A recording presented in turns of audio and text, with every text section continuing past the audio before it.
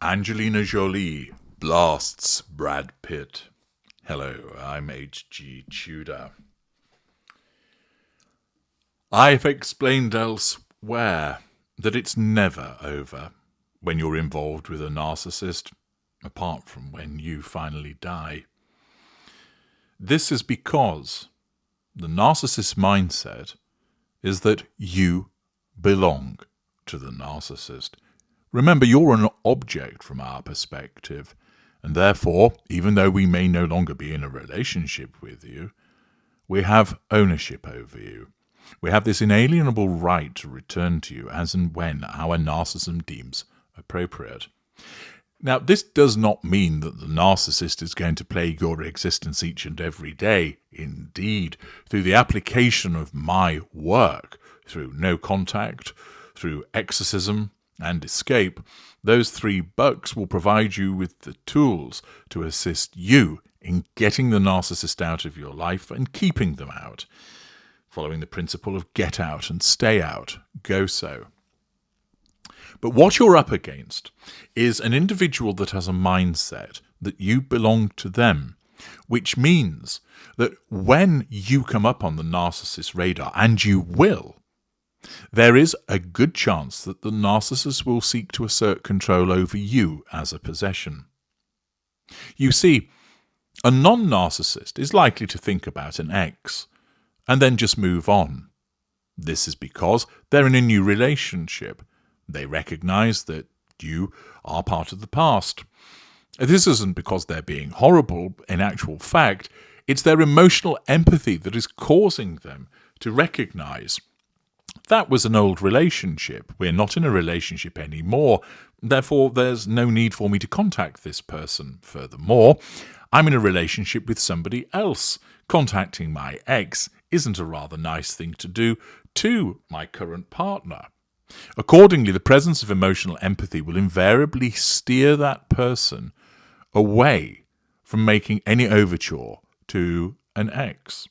Of course, should you bump into your ex in the street, you would talk to them. If you work with them, you'd be civil to them. If you share children with one another, and therefore you have ongoing interactions, that would mean that you would continue to talk to one another. But absent any of those factors, the simple fact that your ex has popped up on your mind and you might wonder, I wonder what they're up to now, might cause a half-hearted inquiry across social media just out of curiosity's sake, but it wouldn't ordinarily move the non-narcissist to take steps to actually contact them. That is because there is no concept of ownership, possession, or the need to assert control. But when it comes to the narcissist, when you pop up on the narcissist's radar, the first question that the narcissism asks in the subconscious of the narcissist is this appliance under control, yes or no? Or do we not know? And if it's that equates to no. And if the answer is don't know, stroke no, the narcissism must take steps to compel the narcissist to assert control through one of the 3 assertions of control. Want to know what they are? You can go to the Knowledge Vault and obtain my excellent information in that regard. The most common method of asserting control is the hoover. And this is why a narcissist can pop up years later contacting you under the auspices of, I just wanted to wish you Merry Christmas, or it's your birthday today, isn't it? Happy birthday. Ordinarily, there would be no need to get in touch, but that's not applicable to the narcissist. And accordingly, this sense of ownership and the necessity of the assertion of control as and when you pop up on the narcissist's radar, and you invariably will at some point, means that the narcissist is likely, subject to a variety of factors which I've explained elsewhere, to hoover you. This has happened in relation to Angelina Jolie and Brad Pitt. If you haven't accessed my excellent series analysing Angelina Jolie, then I'd recommend you press pause, go and watch that and come back. If you have, then you'll already know that I assessed her to be a middle greater elite, a narcissistic psychopath, which means that she has both the pursuit of the prime aims and the necessary triad. This means that whenever Brad Pitt comes up on her radar, her narcissism compels her and her psychopathy to seek control over him in some shape or form.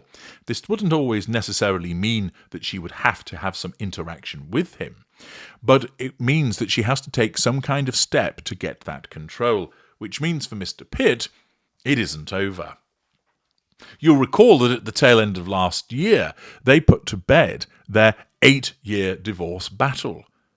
But it isn't over, because for Brad Pitt, he will keep coming up on Angelina Jolie's radar as a consequence of the fact that they have children together, which means that Mr. Pitt would need to take appropriate action to protect him and his children, which, of course, is what I provide through my assistance packages, How to Co-Parent with a Narcissistic Child Defender.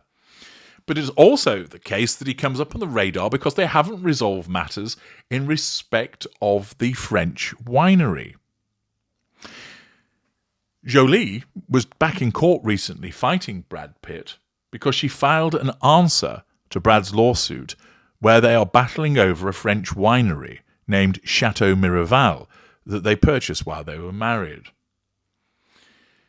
Back in Brad's lawsuit, filed in 2022, he accused Angelina of breaking an agreement with him not to sell her 50% stake in Miraval without his approval. He claims he spent years and a substantial amount of money in building Miraval into a successful winery that now turns a profit. They split in 2016. In 2021, Angelina Jolie decided she wanted to sell her stake in Miraval, which they had planned to pass down to their children. Pitt claimed his team agreed to pay Jolie $55.4 million for her interest in the company. It is stated he agreed to pay her $46 million lump sum, followed by the remaining $8.5 million in installments. Nevertheless, it's alleged that Jolie backed out of the deal after feigning concern over the terms of a proposed non-disparagement agreement in connection with the deal. In other words, the suggestion that she would have her control shackled by a non-disparagement agreement resulted in her throwing her rattle out of the pram in relation to the deal on Miraval. It's also the case that Pitt alleges that he didn't think this was a valid excuse and believes that Jolie had covertly lined up and tentatively struck a deal with a third party. What? A narcissistic psychopath not settling by a deal? Not standing by it and instead cutting a deal with somebody else? Surely some mistake.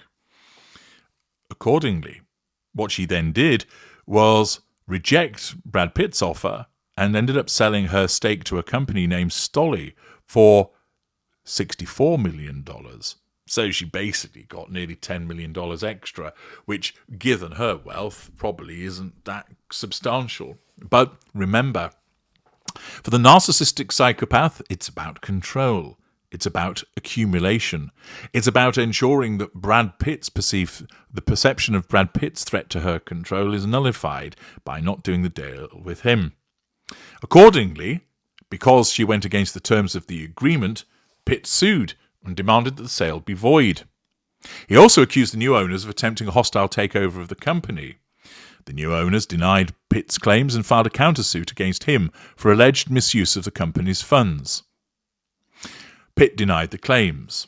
Now Jolie has filed her answer, in which she denied, first line of the narcissistic twin lines of defence, all allegations of wrongdoing. Her lawyer stated Jolie offered to sell Pitt her half interest in Chateau Miraval. As part of that sale, Jolie agreed to a common non-disparagement clause limited to not disparaging Miraval's wine business. If that sale had been completed, this lawsuit never would have happened.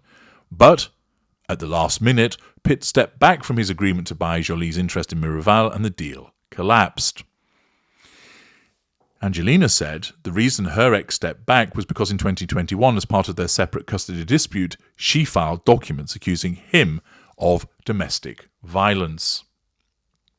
She claimed that he stepped back and only offered to close if she agreed to a new condition, A new non-disparagement clause now expanded to cover all of Brad's personal misconduct, whether related to Miraval or not. This would have included the evidence on Brad's abuse of Angelina and their children. Angelina claimed Brad has himself never publicly denied his actions. She said for the past 5 years she has had to deal with his team leaking stuff as sources to deny her claims. She said, putting preservation of his career above all else, including over the needs of his family. Thus, the narcissistic psychopath, in order to nullify the threat to control by this lawsuit, goes for a blow below the belt by suggesting that Pitt put his career above his family. She stated, his actions caused the family years of unnecessary painful stress, and the cumulative toll was immense. Still, Jolie did her best to shoulder that burden, placed not only on her, but on their children, and she never publicly discussed Pitt's actions. She said he responded to her counteroffer but demanded a more restrictive NDA.